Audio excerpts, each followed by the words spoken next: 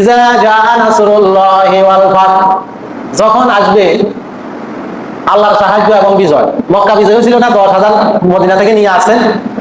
এই যে এদেরকে এত কষ্ট দিছে, যেটা পৃথিবীর বুকে এত কষ্ট আর কেউ কাউকে দেয় নাই, তারপরও রাসূল সাল্লাল্লাহু আলাইহি ওয়াসাল্লাম প্রতিশোধ নিছেননি, কারো থেকে প্রতিশোধ গ্রহণ করেন নাই। মক্কা বিজয় সহ বদরের যুদ্ধে মুসলমানদের বিজয়, উহুদের যুদ্ধে মুসলমানদের বিজয়, এই যে বিজয়গুলো দান করছে কে? আল্লাহ। মুসলমানেরা ধৈর্য ধারণ করছে, কষ্ট করছে, কার জন্য? শহীদ হয়েছে কার জন্য? এখন নবুয়তের দরজা অল্প দিনের মধ্যে বন্ধ হয়ে যাবে, কোরআন নাজিলের কাজ শেষ, একবারে সর্বশেষ পূর্ণাঙ্গ সূরা হিসেবে এই সূরাটা নাজিল হয়েছে বিদায় হজের আগে।